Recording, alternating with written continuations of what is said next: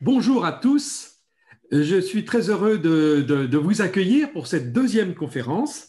Et ceux d'entre vous qui se retrouvent en ligne pour la première fois, qui avaient écouté le replay tout au début. Et puis, je salue tous ceux qui sont en groupe, en collectivité, en communauté, en mouvement, et qui sont ensemble pour écouter cette deuxième conférence. Bonsoir à tous. Bonsoir Geoffroy. Quel est le menu pour aujourd'hui? Le menu est assez dense, Je crois qu'il faut être bien concentré. On a un contenu qui est assez costaud. Plusieurs d'entre vous nous ont dit la première séance était bien, on a vu toute l'histoire, on a bien compris l'histoire, mais on a envie que ça rentre un petit peu dans le concret. Eh bien, aujourd'hui, on va essayer de rentrer dans le concret. Ça va peut-être pas être de la manière dont vous vous y attendez, mais on va y aller. On va parler de vision et des repères, comme vous avez vu dans le titre. Et ça a l'air des mots compliqués. Il y a quelques mots compliqués. On va essayer de les expliquer de manière de plus en plus claire. Et alors, j'emploie bien une expression du pape François dans son message. Je crois que c'est dans son message du début de l'année. Le pape François nous a dit la pensée sociale chrétienne, c'est comme un peu la grammaire pour prendre soin des uns des autres. Alors, je ne sais pas si la grammaire, ça évoque des bons souvenirs pour vous, mais au moins la grammaire, ça clarifie les choses et ça permet de comprendre. Alors, mais dites-nous-en un petit peu plus. Alors, ce soir, je vais vous parler de plusieurs choses. Alors, trois choses. Il y avait trois parties dans cette. Et donc, on peut mettre la diapo sur les trois parties de la soirée. La première partie, ça va être la vision chrétienne de l'homme. Qui est vraiment quelque chose de très fondamental, très important. Et puis, nous allons parler après des 4 valeurs de la pensée sociale chrétienne. Ça, c'est vraiment très costaud, aussi très, très intéressant, très riche. Et puis après, on va parler des 7 principes de la pensée sociale chrétienne. Alors, vous détaillerez ça tout à l'heure. Et puis, comme d'habitude, à la fin, nous aurons un temps d'échange dans lequel nous pourrons vous pourrez faire part de vos remarques, de vos commentaires, peut-être de vos témoignages, faire part de vos questions. Et Stéphanie me résumera un peu les questions qui seront posées sur le chat. Alors, on y va maintenant pour la vision chrétienne de l'homme. Alors, premier grand chapitre, la vision chrétienne de l'homme. Alors, la vision chrétienne de l'homme, j'ai une petite diapo qui l'illustre. Elle a deux aspects. Je vais commencer à traiter 2 aspects. Il y a d'abord l'aspect individuel, et puis après, il y aura l'aspect collectif. Mais l'aspect individuel est la chose la plus importante. Vous voyez cette belle image de la création de l'homme qui est au Vatican, dans la chapelle Sixtine. Alors, vraiment, il faut commencer. Peut-être que ça vous surprend que l'on parle de la vision chrétienne de l'homme dans la pensée sociale chrétienne, mais en fait, c'est complètement fondamental. C'est la base de tout. Tout repose sur la vision chrétienne de l'homme. Alors, si je vous dis, Stéphanie, que ma vision chrétienne de l'homme, c'est de jouir au maximum de la vie, c'est d'essayer d'être toujours le plus fort, le plus malin que les autres, ou alors c'est d'essayer d'être éternel grâce aux ordinateurs. Est-ce que vous pensez que je suis dans la ligne de la vision chrétienne de l'homme? J'en suis pas sûre, non.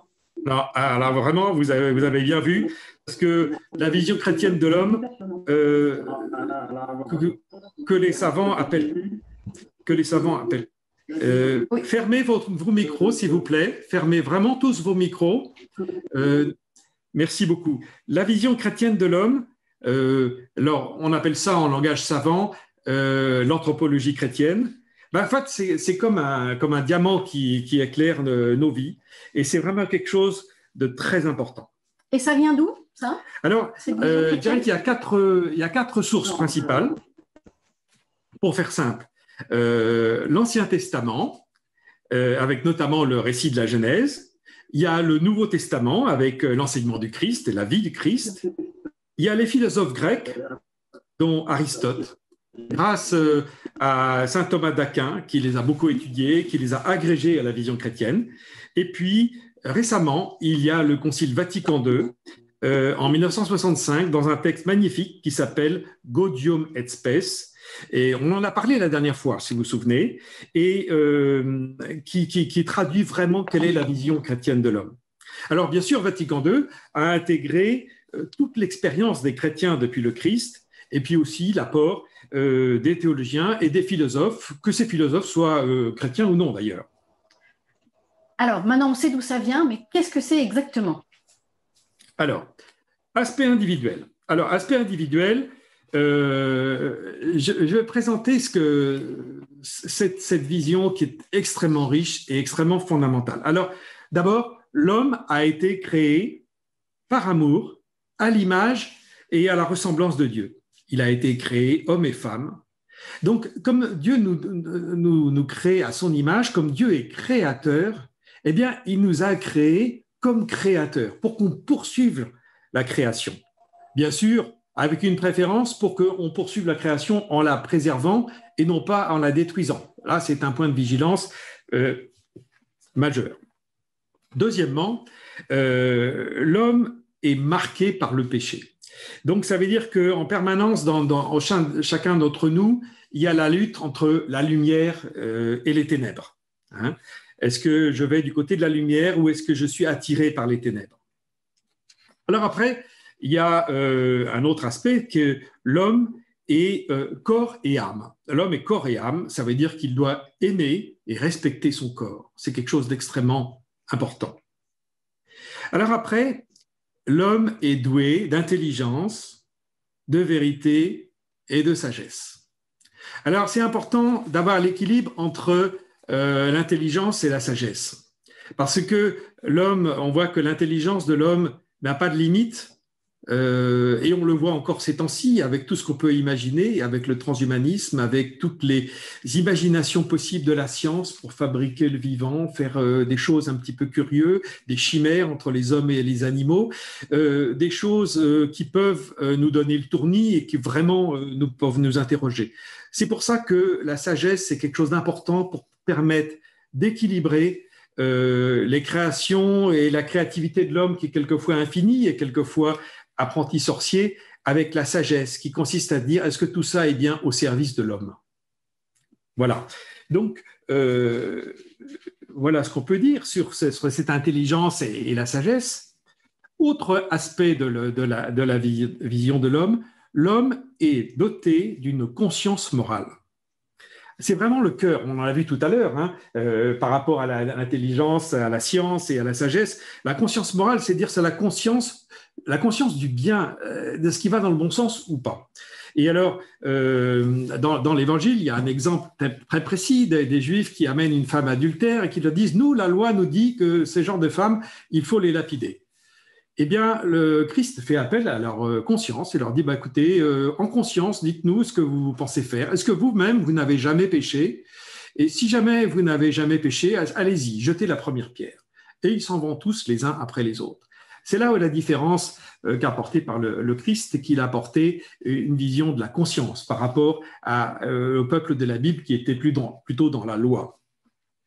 Donc, c'est aussi l'exemple des médecins nazis à qui la loi leur disait de faire des choses abominables sur les personnes qui étaient en leur pouvoir dans les camps.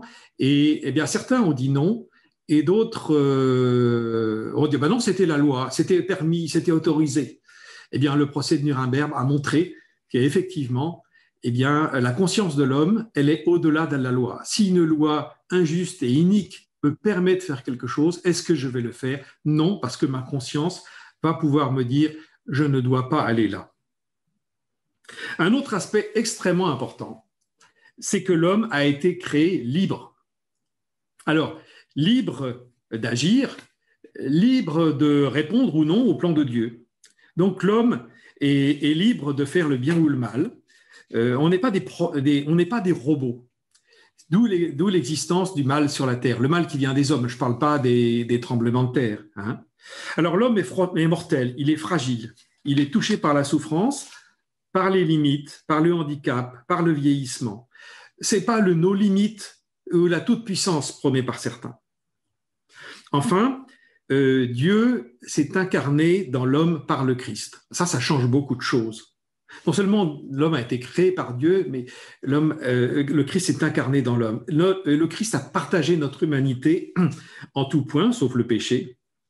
Et donc l'exemple du Christ, par son don total, éclaire toute notre vision et il éclaire la question de la souffrance et de la mort qui a été vaincue par lui. En ce temps de carême, à l'approche de la résurrection, ça doit nous parler.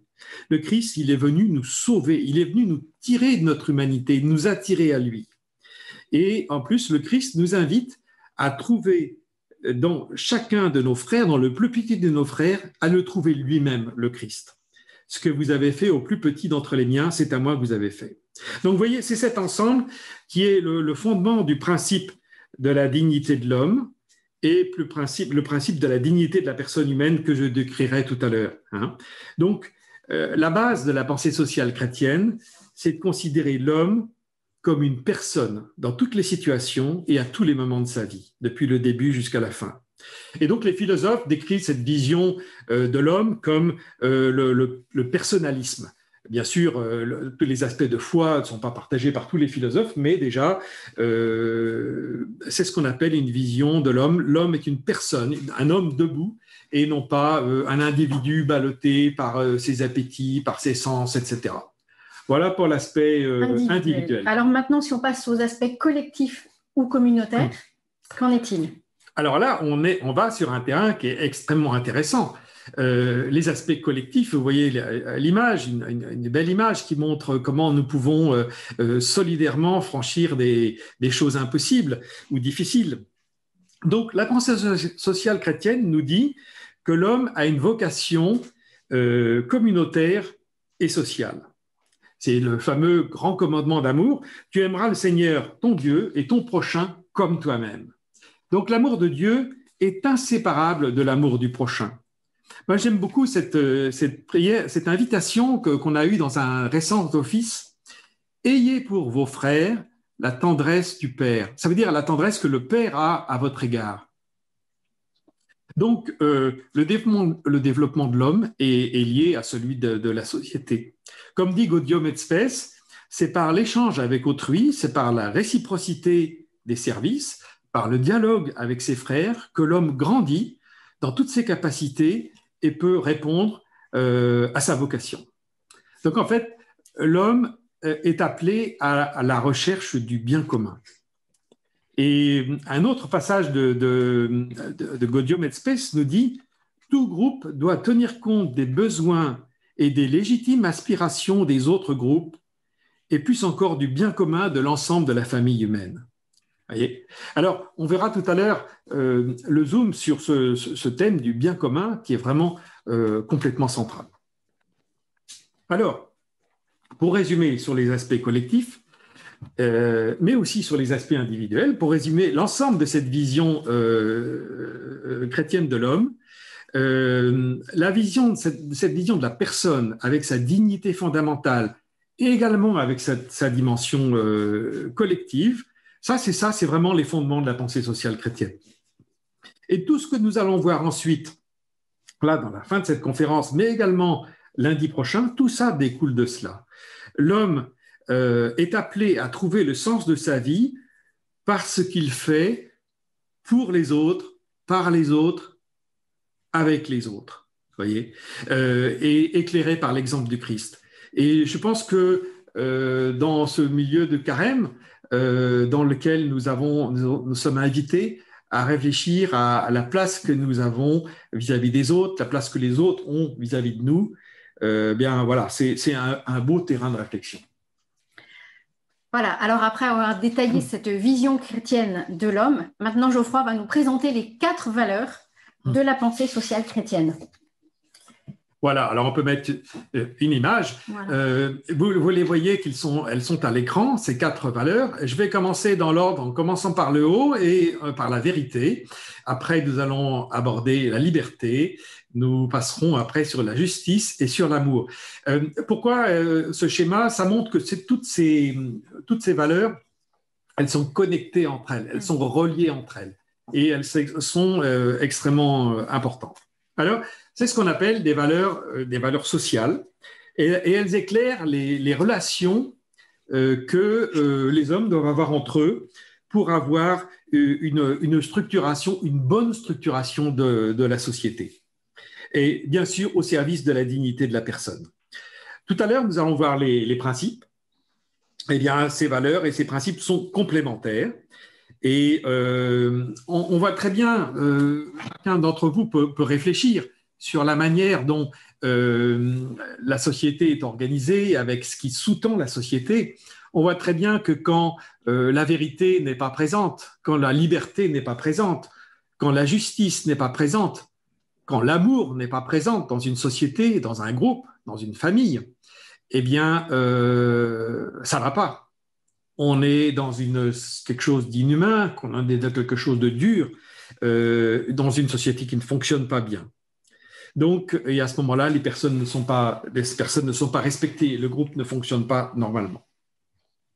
Alors, on va les passer en revue. Allons-y. Allons-y. Alors, la vérité. Alors, vous vous souvenez, dans l'Évangile, on voit très souvent le Christ qui nous dit « Je suis le chemin, la vérité et la vie ». Et il nous dit même très souvent dans ses paroles « En vérité, je vous le dis ». Ça veut dire que la vérité est quelque chose d'important. Alors, je suis invité, nous sommes invités à vivre dans la vérité, à être des promoteurs de la vérité au niveau individuel et au niveau collectif. Alors, au niveau individuel, je suis invité à être dans la vérité, dans ma cohérence avec moi-même, entre ce que je pense et ce que je dis et ce que je fais. C'est d'ailleurs pour ça que le Christ s'est beaucoup bagarré avec les pharisiens. Les pharisiens, ils avaient une vie dans laquelle il n'y avait pas d'équilibre, il n'y avait pas de cohérence entre ce qu'ils vivaient et ce qu'ils disaient. Vraiment, ils étaient sur la surface des règles, etc. Et donc, je suis invité à être un chercheur de la vérité. Au niveau collectif, c'est la même chose. Les hommes sont appelés aussi à vivre dans la vérité au niveau des rapports familiaux, au niveau des rapports sociaux, au niveau des rapports économiques, au niveau des politiques, au niveau de l'information. Alors, je vais m'attarder un petit peu sur la question de l'information. Les réseaux sociaux que nous avons actuellement sont des vrais trésors, c'est des outils fantastiques, mais ça ne facilite pas parfois la recherche de la vérité. Tellement c'est facile de liker, de transmettre, de tweeter, de retweeter quelque chose qu'on n'a pas vérifié réellement. Et on voit en ce moment, dans ce moment de tempête, dans lequel on vit quelque chose de complètement nouveau, que c'est pas facile de discerner la vérité. Et alors, nous faisons tous l'expérience. Est-ce que moi-même, j'ai jamais traité un de mes proches de complotiste? Est-ce qu'un de mes enfants ne m'a jamais traité de complotiste? Voilà. Et par exemple aussi, au niveau international, la question des fake news, c'est quelque chose de très grave. Est-ce qu'on aurait pensé il y a quelques années qu'un sommet du G20 ou du G7, je ne sais plus, récemment a été consacré 2 heures ou 3 heures à la question des fake news, tellement c'est destructeur pour la vie des hommes. Voilà pour la vérité. Alors après la vérité, la liberté. Alors la liberté, on l'a vu tout à l'heure dans la vision chrétienne de l'homme que la liberté était quelque chose de très important. Parce que l'homme a été créé libre. Donc l'homme doit rester libre. Et sa liberté est une composante essentielle de qui il est. Mais l'homme donc doit respecter la liberté des autres et il ne doit pas enchaîner d'autres hommes, que ce soit des adultes ou des enfants, il ne doit pas les enchaîner par l'esclavage ou par l'emprise. L'homme doit avoir ces libertés fondamentales que sont la liberté de penser, la liberté de se déplacer, de s'associer, d'entreprendre, qui manquent à tellement d'hommes sur la planète. On pense à ce voyage du pape en Irak. Combien de gens ont vu des vies massacrées avec toute leur liberté complètement bafouée pendant des années et des années. Et puis nous-mêmes, dans cette période de Covid, nous faisons l'expérience. Nous faisons l'expérience de la privation de liberté, de ne pas pouvoir voir nos proches, de ne pas pouvoir voir nos amis, de ne pas pouvoir aller voir nos parents en EHPAD, de ne pas pouvoir aller voir nos malades à l'hôpital. Quelque chose d'extrêmement difficile, de ne pas aller au travail, de ne pas voir nos collègues de travail. Nous mesurons vraiment le prix de la liberté. Alors, il y a aussi des libertés des chaînes invisibles, à Stéphanie, parce que l'homme ne doit pas non plus se laisser enchaîner par des chaînes invisibles qui peuvent être, par exemple, la recherche excessive de la jouissance ou encore les addictions énormes, ces enchaînements que représente le pouvoir, que représente l'argent, que représente la consommation, le jeu, les drogues, les écrans, vous voyez, tout ça, ce sont des choses qui sont vraiment des enchaînements sur lesquels nous devons être vigilants. Par contre, l'homme doit être libre de conduire son chemin pour se réaliser selon sa vocation propre. Vous voyez, cette question de vocation propre est très importante. Donc la liberté est une composante essentielle de la dignité de l'homme. Mais la liberté, elle est extrêmement importante, mais ce n'est pas un absolu. Ce n'est pas un absolu parce qu'elle doit être éclairée par l'amour de l'autre et par la responsabilité. Donc, ma liberté, on dit, elle s'arrête à la liberté de l'autre. Et donc, nous devons faire attention à ce que ma liberté ne soit pas en but avec d'autres éléments qui ont un impact négatif sur les autres. Donc, et je dois toujours me poser la question, quel impact mon action, mes choix ont-ils sur les autres? Alors, la troisième, la justice. Alors, la justice, c'est quelque chose d'extrêmement important. Saint Thomas d'Aquin, le célèbre docteur de l'Église au XIIIe siècle, dit que la justice, ça consiste en la constante et ferme volonté de donner à Dieu et au prochain ce qu'il leur est dû. Donc, la justice, elle est liée à la volonté de reconnaître l'autre comme une personne. Voyez, donc, la justice doit conduire l'action de chacun au niveau personnel, dans notre capacité de reconnaître la dignité, la contribution de l'autre, mais aussi sa responsabilité, bien sûr.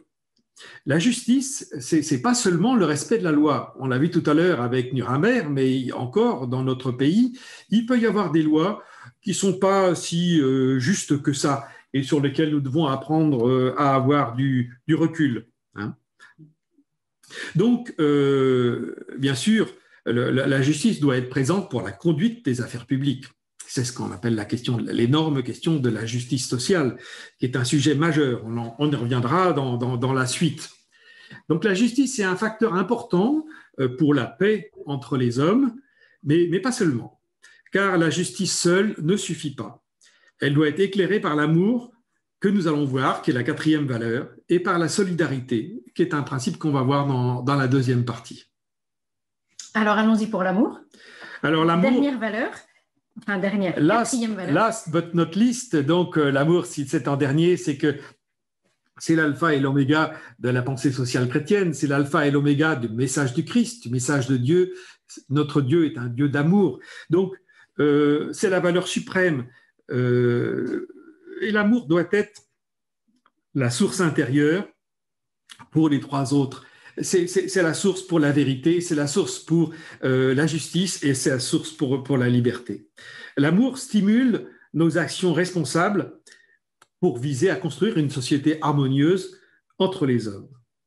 L'amour est à la fois patience et bonté et il transcende la justice par la miséricorde. La miséricorde qui est cette forme d'amour de celui qui est dans le besoin, qui est celui qui est dans le plus pauvre.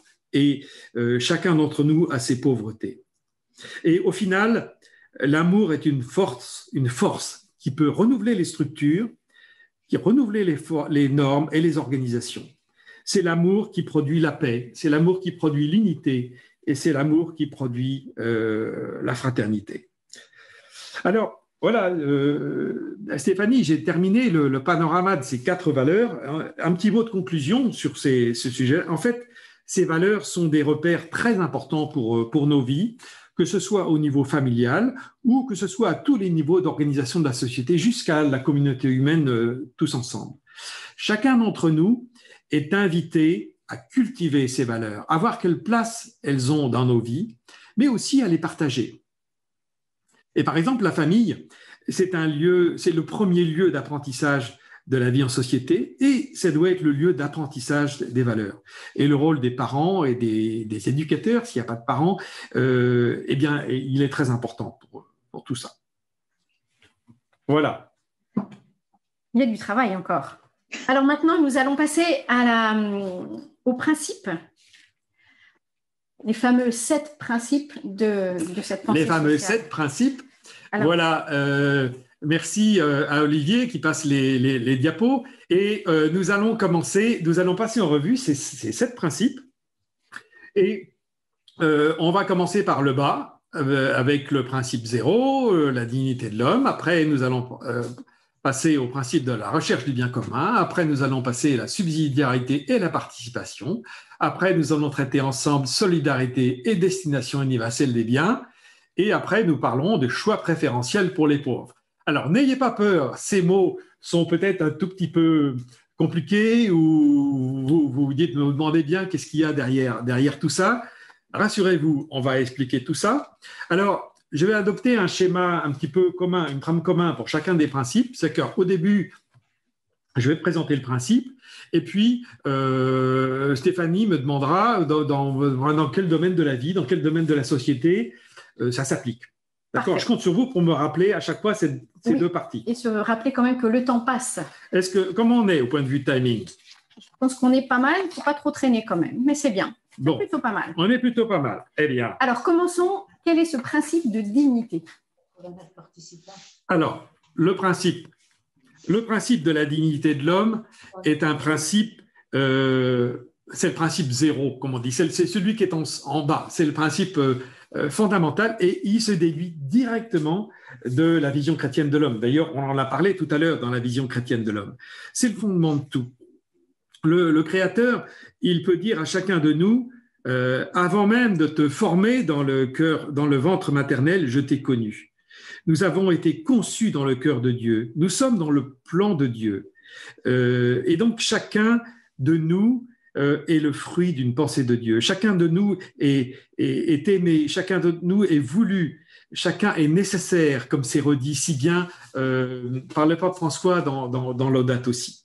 Donc, la dignité de l'homme, c'est l'alpha et l'oméga, c'est le principe essentiel qui doit conduire toute notre action personnellement, toute notre action collectivement et toute l'action au niveau des politiques. Vous vous souvenez, ces trois volets, d'ailleurs que les uns et les autres ont souligné, qu'ils ont retenu dans la première conférence, que chacun d'entre nous a 3 niveaux d'action possibles. Son action individuelle, l'action collective avec des différents collectifs, des associations, des groupements, et puis l'action politique qui est fondamentale au niveau de l'organisation du pays.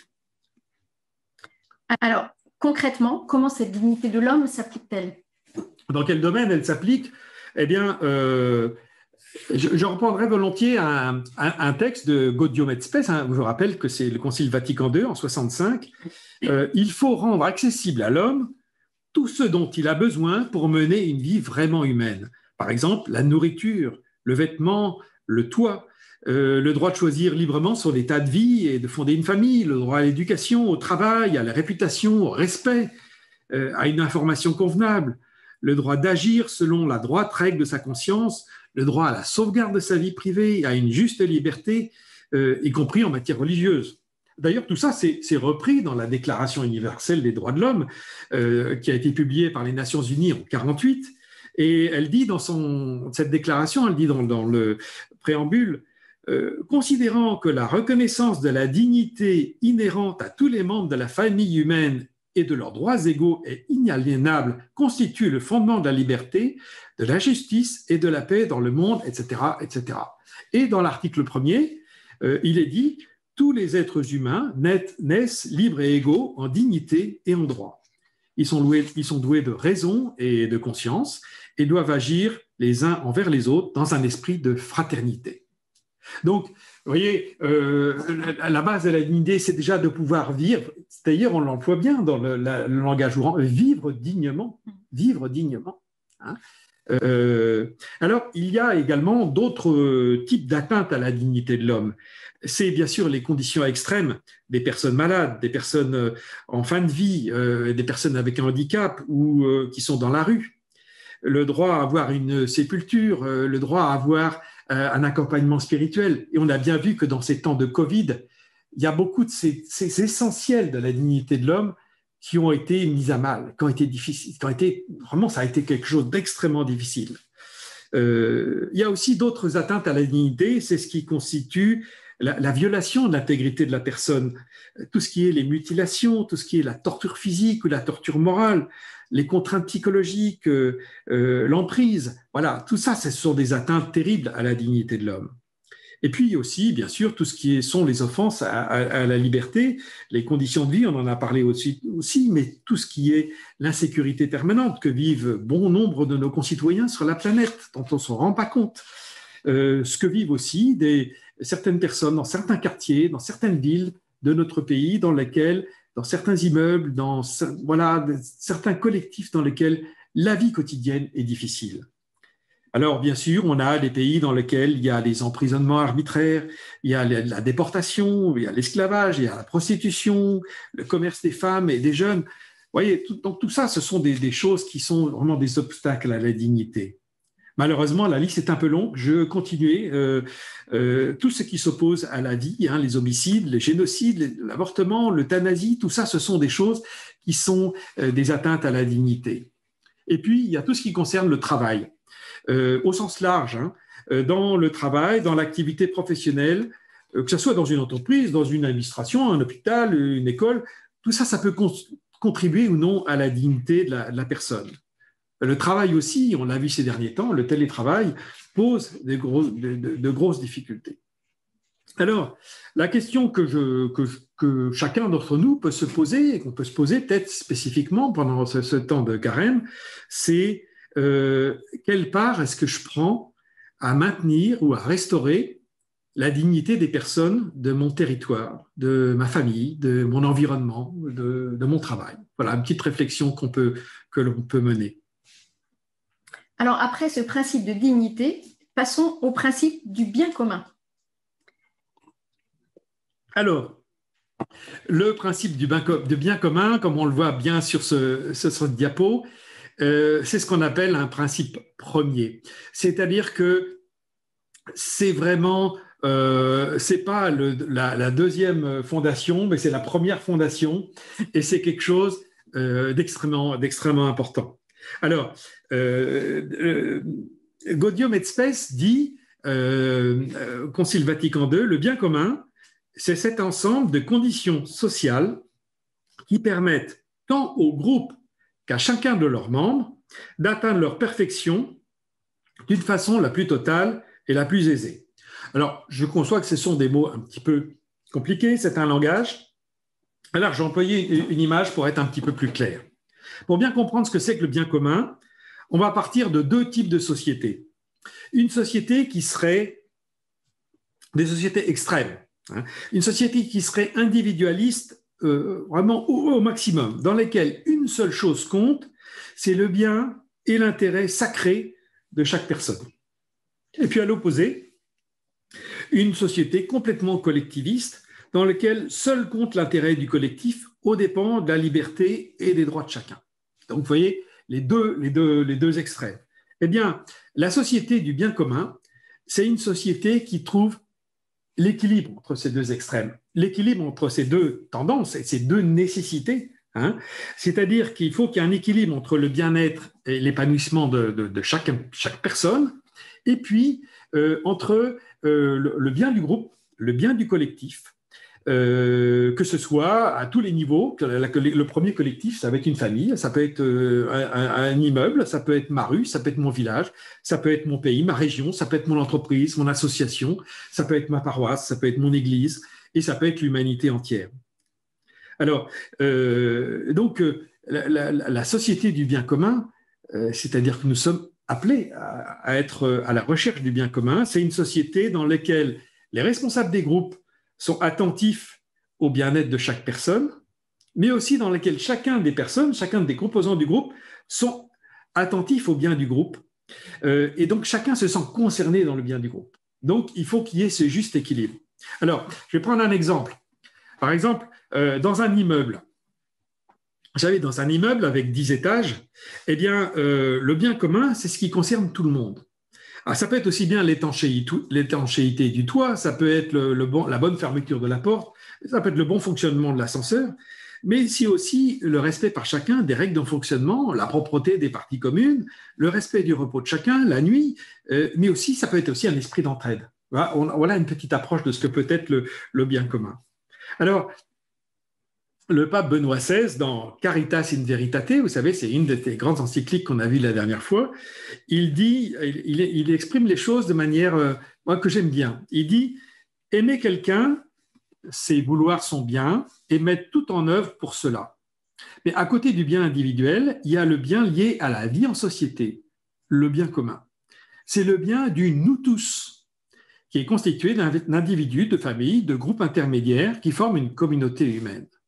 C'est l'exigence de la justice et de la charité, oui, charité, amour, on retrouve nos deux valeurs, c'est l'existence de la justice et de la charité que de vouloir le bien commun et de le rechercher. » Donc, en fait, rechercher le bien commun dans un groupe, dans une communauté humaine, c'est le but ultime de la vie bonne, comme on dit.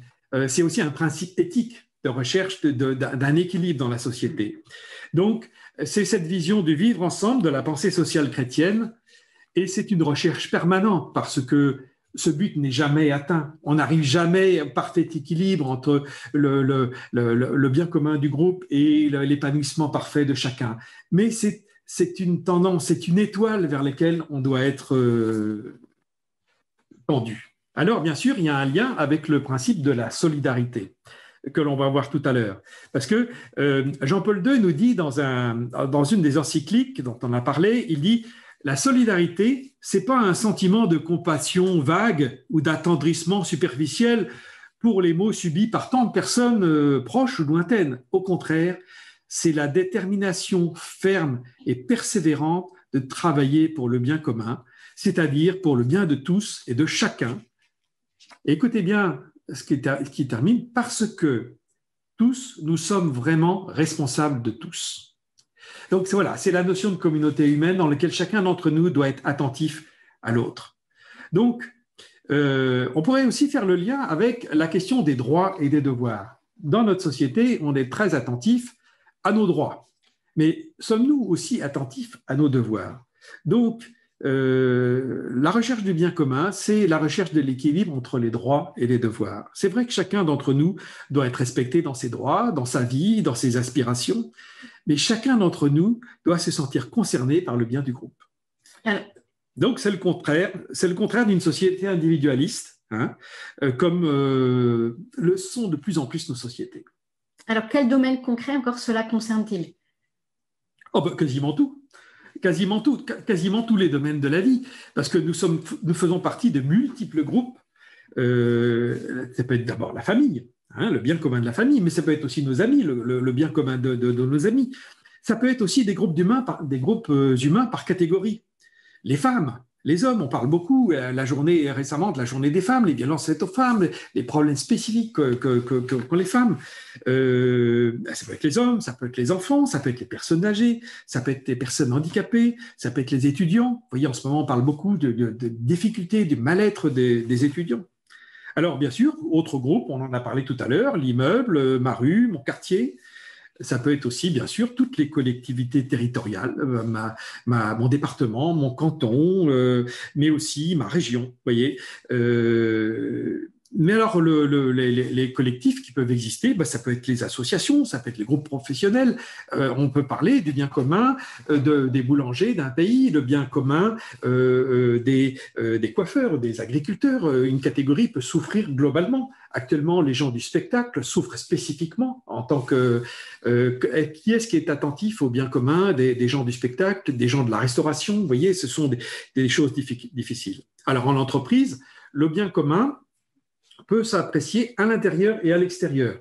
Alors, à l'intérieur, par exemple, l'encadrement ou les directeurs ou les syndicats pourraient se dire, est-ce que chacun d'entre nous est attentif au bien commun? Moi, je connais des entreprises qui mettent le respect du bien commun comme une valeur majeure de l'entreprise. Mais aussi à l'extérieur, l'entreprise doit être attentive au bien commun de la société. Et c'est ce qu'on appelle la RSE, la responsabilité sociale de l'entreprise, et qui concerne tout l'aspect collectif, y compris l'environnement. Hein, et actuellement, certaines entreprises essayent de réfléchir à leur mission au sein de la société. Et puis, bien sûr, ça se pose au niveau du pays. La recherche du bien commun est favorisée par une vraie démocratie, une démocratie qui fonctionne bien, mais aussi un bien commun de la société. Ça va être une santé collective, ça va être un appareil de formation, une justice. Et on voit bien en ce moment, dans cette période de Covid que nous vivons, que la santé collective, que l'appareil de santé collectif sont des biens communs très précieux que nous essayons de préserver par différents systèmes. Voilà. Donc, une question qu'on peut se poser, chacun d'entre nous, dans tous les groupes auxquels on participe, vous voyez, la liste est longue, eh bien, dans tous ces groupes, est-ce que je cherche d'abord à défendre mon intérêt personnel, bec et ongle, ou est-ce que je suis serviteur du bien commun? Moi, j'aime beaucoup cette expression. C'est une question que chacun d'entre nous doit se poser. Est-ce que je suis serviteur du bien commun là où je suis, dans les différents groupes dans lesquels je participe? Alors, il faut encore franchir un niveau, parce qu'il y a un niveau que vous avez dû dire, mais au fait, Geoffroy, il a oublié le niveau mondial, le niveau de la communauté humaine. On est dans une société globalisée, mondialisée, et de plus en plus, le bien commun de l'humanité, il est au niveau de la planète. Bien sûr, on l'a vu dans les questions de climat, dans les questions de respect de la planète, on le voit dans les questions de la paix, et bien sûr avec la question de la santé, avec le Covid. Donc notre santé mondiale, on s'aperçoit que chacun d'entre nous doit travailler au bien commun sur ce plan-là. Et j'aime beaucoup le texte de Gaudium Espèce qui nous dit « Le bien commun prend aujourd'hui une extension de plus en plus universelle et recouvre les droits et les devoirs qui concernent toute l'humanité. Tout groupe doit tenir compte des besoins et des légitimes aspirations des autres groupes, et plus encore du bien commun de l'ensemble de la famille humaine. » Donc, vous voyez, avec toutes ces questions planétaires que nous avons, qui sont vraiment très présentes actuellement, eh bien, il ne faut pas oublier que le bien commun de l'humanité, c'est la santé de notre planète. Mais aussi le bien commun de l'humanité, c'est aussi le bien des générations à venir. Donc, vous voyez que tout un programme, j'espère vous avoir fait partager le fait que le principe de la recherche du bien commun, c'est quelque chose de fondamental. Nous arrivons maintenant au troisième principe, qui est le principe de la subsidiarité. Un bien grand mot. Vous suivez sur le schéma la subsidiarité, et on va le traiter avec la participation, parce que les deux sont très, très liés. Alors, je vais d'abord commencer par parler de la subsidiarité, puis après, on parlera de la participation, mais quelque part, c'est dans le même chapitre. Alors, la subsidiarité, vous allez me dire, voilà, vraiment, ça, c'est un mot compliqué. Eh bien, on va essayer de l'éclaircir. C'est, pour moi, quand j'ai découvert la pensée sociale chrétienne il y a une dizaine d'années, c'est un principe dont je n'avais jamais entendu parler. Et j'ai trouvé que c'était le principe le plus génial, un des principes les plus géniaux parce qu'il est moins intuitif. Vous voyez, le bien commun, c'est quelque chose qui est intuitif, auquel on peut penser naturellement. Tout à l'heure, quand on va parler de l'option préférentielle pour les pauvres, ça vient naturellement. Quand on parlera de la solidarité, tout ça, c'est des choses qui sont dans le fond commun d'évidence. Par contre, la subsidiarité, ça, c'est quelque chose d'extrêmement intéressant. Alors, c'est quoi? La définition de la subsidiarité, c'est donner la responsabilité de ce qui peut être fait au plus petit niveau d'autorité compétent pour résoudre le problème. Ça veut dire qu'il faut donner les responsabilités au plus proche du terrain. Et il y a un texte que j'aime bien du Compendium qui dit que le principe de subsidiarité, en fait, il protège les personnes des abus des catégories au-dessus, c'est-à-dire des responsables du dessus. Il incite justement les responsables à aider les individus et les corps intermédiaires, les gens qui sont plus près du terrain, à développer leurs fonctions. C'est un principe qui est important parce que toute personne, toute famille et tout corps intermédiaire a quelque chose d'original à offrir à la communauté. Alors, on peut décrire le principe avec trois composantes. L'autonomie, l'aide et la suppléance. Alors, l'autonomie, c'est que chacun doit pouvoir faire tout ce qu'il peut dans l'exercice de ses responsabilités. On entend parler dans le domaine professionnel de gens qui disent « je suis un pion, on me dit de faire des choses, j'ai un travail nul, j'ai aucune marge de responsabilité ». Eh bien, la subsidiarité dans le travail, elle peut vraiment s'appliquer beaucoup. Donc, mais pour faire ça, il faut avoir les moyens de le faire. Donc, chaque groupe doit avoir les moyens pour pouvoir assurer ses responsabilités et faire ce qui est dans notre pouvoir. Et alors, les gens qui sont au-dessus, la hiérarchie, les autorités supérieures, doivent faire confiance et ne doivent pas empêcher les personnes et les groupes du terrain d'agir dans leur domaine. Et donc, de la même manière, si on nous fait confiance, on ne doit pas être en permanence à remonter à chaque niveau de la hiérarchie en disant « chef, qu'est-ce que je dois faire ?» etc. On doit assumer nos responsabilités et pas se décharger de nos responsabilités sur les étages supérieurs. Voilà, alors ça c'est le principe d'autonomie. Il y a le principe d'aide qui est que les autorités supérieures, si elles permettent au niveau inférieur d'avoir toute la capacité d'agir, eh bien, les autorités supérieures doivent aider. Hein, en cas de difficulté, en cas de problème technique, en cas de problème humain, en cas de maladie, en cas de difficulté. Et donc, c'est important que les autorités supérieures permettent au cran du dessous d'avoir tous les moyens pour agir. Hein. Et aussi, ça passe par la formation, par le développement des compétences pour pouvoir assurer ses responsabilités et développer son autonomie. Eh bien, alors, il y a un troisième volet qui est le volet de la suppléance. Eh bien, lorsqu'il y a un bug, lorsque, par exemple, le Covid décime toute une équipe, lorsque la maladie, lorsque des accidents de la vie font qu'un groupe ne peut pas assurer ce qu'il a à faire, eh bien, l'autorité doit suppléer. C'est-à-dire que soit le chef, l'autorité qui est au-dessus doit remplacer la personne qui est indisponible ou nommer quelqu'un de manière temporaire. C'est extrêmement important. Et puis, en s'engageant surtout à redonner l'autonomie dès que c'est possible.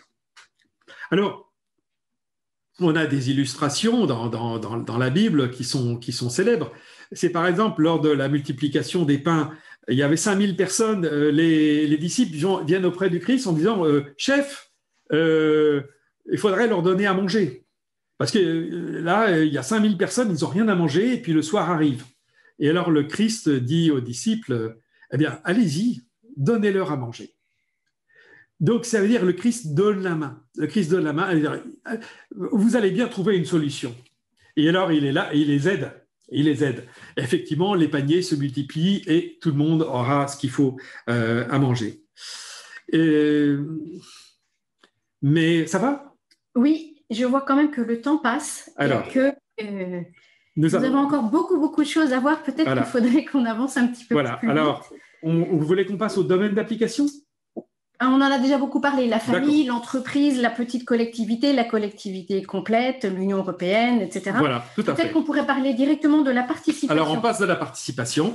Je voudrais dire au passage qu'en matière de subsidiarité, quand même, l'exemple majeur, c'est Dieu qui nous donne la main, qui nous laisse la responsabilité, il nous a confié la planète et il nous laisse libres. Voilà, et il nous laisse libres et il est là pour nous aider. Je serai avec vous tous les jours jusqu'à la fin du monde. Donc, Dieu, dans son attitude vis-à-vis de nous, il est dans l'exemple de la subsidiarité. Alors, la participation. Rassurez-vous, ça va être assez rapide, la participation. La participation, c'est très lié à la subsidiarité parce qu'il n'y a pas de subsidiarité sans participation. Parce que si je demande aux autres de s'investir, de participer, de prendre leurs responsabilités, et si je ne veux pas, si je ne le souhaite pas, ça ne va pas. Donc la participation, c'est à la fois un droit et un devoir. C'est un droit parce que chacun doit avoir la possibilité d'agir, de contribuer au fonctionnement du groupe dans lequel il est. Alors, bien sûr, si je suis sollicité dans une contribution, dans un questionnaire, une consultation, ben je dois y aller, je dois répondre. Mais également, c'est un devoir. Comme on le dit tout à l'heure, chacun doit se sentir responsable du bien commun des groupes auxquels il appartient. En fait, chacun ne doit pas être consommateur dans les groupes dans lesquels il est, mais il est acteur. Et donc, c'est le principe de responsabilité qu'on a vu tout à l'heure, qui est sous-jacent à la vision chrétienne de l'homme. Eh bien, si les autorités sollicitent l'avis des membres, des citoyens, des adhérents, des salariés, des chrétiens, ils doivent répondre. Bien sûr, le droit de vote, et tout ça. Mais c'est peut-être, j'anticipe les questions que vous allez me poser. Non, mais vous aviez prévu un petit zoom sur la vie de l'Église, notamment sur cette question de la participation. Alors, sur la vie de l'Église, je ne détaille pas tous les domaines de la participation parce que c'est évident dans l'entreprise, dans la vie, dans la société, mais aussi dans la famille. Et dans la vie de l'Église, je voudrais dire qu'actuellement, il y a un mouvement qui renforce la participation des chrétiens dans la vie de l'Église à tous les niveaux, que ce soit au niveau d'une paroisse avec des consultations, que ce soit au niveau des mouvements, mais que ce soit au niveau des diocèses. Alors notamment, on a vu beaucoup se développer ces 20 dernières années les synodes diocésains dans lesquels l'Église demande à chacun de dire quelles sont ses attentes, quel est son vécu. Et ça, c'est quelque chose d'extrêmement important. Et notre pape actuel est extrêmement sensible à ça et il souhaite que cette synodalité, comme on dit, c'est quelque chose d'extrêmement important. Hein, et le pape, dans sa lettre au peuple de Dieu, qui nous a écrit il y a quelque temps, nous invite à être acteurs de la vie de notre Église et d'être vraiment bien dans une dynamique de nous rendre acteurs, responsables de notre Église. Voilà pour la participation. Alors, je vois qu'il y a une question sur la subsidiarité. Je ne sais pas si on va avoir beaucoup de temps. Des exemples dans la mise en œuvre dans l'Église, l'équilibre entre la subsidiarité et la communion. Alors, une question, la subsidiarité dans l'Église, elle n'a pas toujours été au rendez-vous, mais elle est quand même très, très présente dans le sens où il y a un respect entre l'Église, je peux dire avec le Vatican, les évêques, etc., et puis la dynamique des ordres religieux, la dynamique des mouvements de laïcs, qui ont leur propre autonomie, qui peuvent agir. On sait aussi qu'au niveau dans chaque diocèse, chaque paroisse a son autonomie d'action, et au niveau d'un pays, chaque diocèse a son autonomie d'action, même si les évêques, effectivement, sont nommés par le Vatican. Mais là, il y a des éléments de mise en œuvre. Alors, bien sûr, rien n'est parfait. L'Église n'est pas une démocratie, on est d'accord. On est dans une position d'un équilibre entre la responsabilité et puis un aspect de lignes directrices qui peuvent être données et qui sont très importants. Alors maintenant, dans les 10 dernières minutes, Geoffroy, oui. Il nous reste la destination universelle des biens, voilà. La solidarité, alors, et le choix préférentiel pour les pauvres. Alors, la destination universelle des biens, je vais le dire très, très brièvement, c'est quelque chose d'extrêmement un peu complexe à comprendre, mais je vais l'expliquer. Il y a différentes sortes de biens. Il y a déjà les biens de la nature.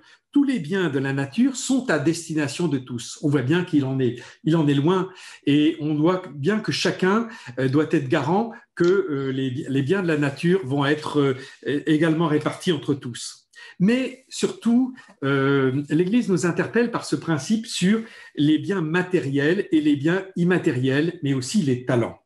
C'est-à-dire que les biens matériels que nous avons reçus par héritage, l'argent, un appartement, un immeuble, une entreprise, eh bien, nous ne devons pas les garder uniquement pour nous.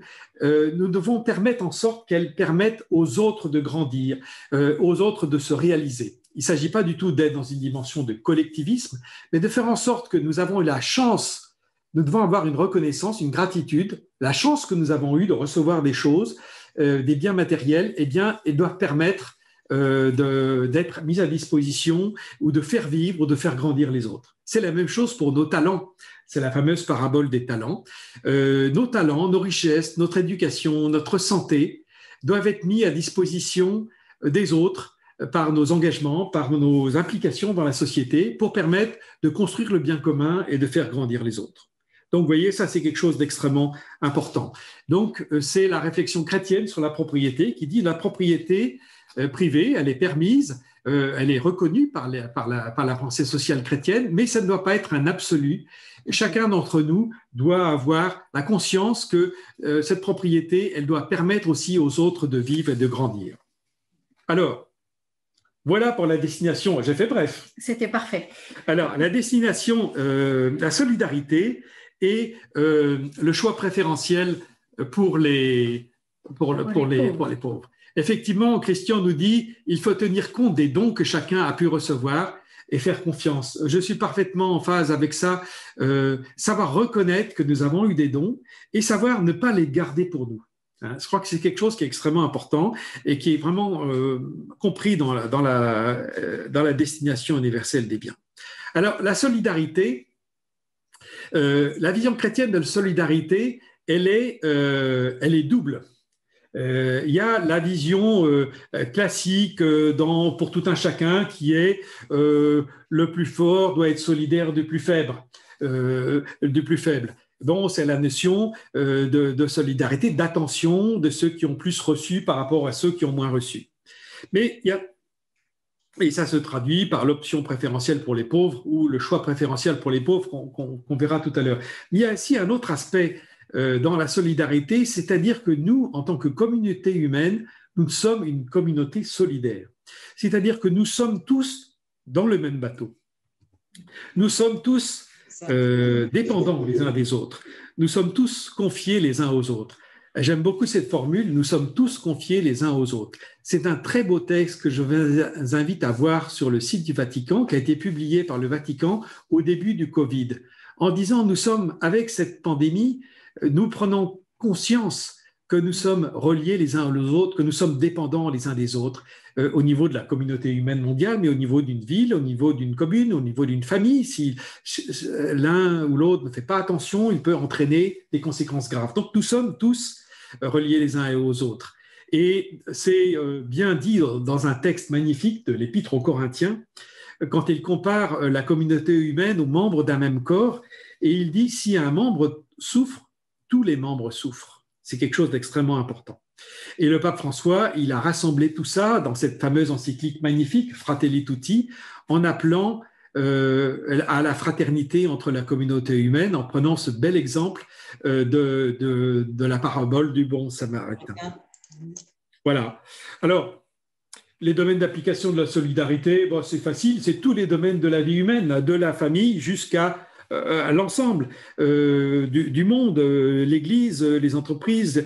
J'attirerai l'attention sur les mouvements de jeunesse aussi, qui sont des mouvements dans lesquels la solidarité est cultivée pour être attentif à faire grandir tout le monde à égalité. Le scoutisme, les mouvements de jeunesse, la JOC, on n'a pas parlé de tous ces mouvements qui sont extrêmement importants. Qui sont des lieux d'apprentissage, de toute façon. Qui sont des lieux d'apprentissage. Alors, le choix préférentiel pour les pauvres, c'est un principe vraiment constant, déjà dès la Bible. C'est un principe constant dans l'Évangile. C'est un principe constant dans toute la chrétienté. J'aime beaucoup cette citation du pape Grégoire le Grand qui nous dit au 5e siècle, l'aumône faite aux pauvres, c'est un bien dont il n'aurait jamais dû être privé. Ça fait réfléchir. Et puis bien sûr, ce fameux très beau texte de l'Évangile dans le jugement dernier, dans lequel le Christ nous dit à chaque fois que vous avez fait ceci à l'un de ces plus petits d'entre les miens, c'est à moi que vous l'avez fait. Donc le Christ nous invite à regarder, considérer chaque pauvre, chaque personne humiliée, méprisée, ou en difficulté dans la société, comme étant l'image même de Christ, l'image même de Dieu. Alors, donc le pauvre a une place privilégiée dans la pensée chrétienne, et le pape François s'en est fait un chantre, si je peux dire, c'est le champion de l'option préférentielle pour les pauvres. Il y a même des bouquins entiers qui ont été écrits là-dessus, sur la place du pauvre dans la vision du pape François. Mais il faut faire attention qu'il y a différentes sortes de pauvreté. Il y a bien sûr la pauvreté de la faim, de la soif, du sans-abri, du sans-vêtements, du pauvre, de l'économiquement faible, mais il y a aussi la pauvreté de l'étranger et du migrant, et le migrant qui est quelquefois un ingénieur, un médecin, un professeur, qui simplement est pauvre par sa situation temporaire de migrant, qui est accueilli et qui ne sait pas quoi faire. Il y a la pauvreté du sans-emploi, il y a la pauvreté du malade, de l'isolé, et il y a la pauvreté de celui qui vit des violences actuellement dans cette période de Covid. Beaucoup de violences sont vécues dans les groupes, dans les familles. Et puis, c'est la pauvreté de celui qui est pris dans les addictions, dans l'addiction, dans la dépendance avec le pouvoir, la dépendance avec l'argent, la dépendance avec les addictions du jeu, de la drogue, etc. J'en ai parlé tout à l'heure. Donc, voilà, c'est quelque chose que nous sommes invités à rencontrer le pauvre. Et j'aime beaucoup cette vision, cette parole du pape François qui nous dit « Je veux une église pauvre pour les pauvres et les pauvres nous enseignent ». Est-ce que nous avons des questions qui sont arrivées dans les 2-3 dernières minutes Il n'y a pas d'autres questions. Il n'y a pas d'autres questions. Donc, vous voyez, moi, je vous invite pour terminer sur ce principe du choix préférentiel pour les pauvres, je vous invite à une question de réflexion pour ce temps de carême, là, pour le temps de carême qui nous reste. Quels sont les pauvres de mon environnement? De qui est-ce que je veux me faire le proche? Comment est-ce que je vais essayer d'entraîner autour de moi à l'attention spécifique du pauvre dans tous les lieux dans lesquels je vis? Donc, voilà, je pense que nous avons terminé cette rencontre. Je vous remercie de votre attention. Méditez bien tout cela. La prochaine fois, nous verrons les domaines d'application. Vous voyez que c'est dense de présenter tout ça en 3 heures, mais j'espère que ça vous a éclairé. Je vous souhaite une bonne semaine et une bonne soirée. Au revoir.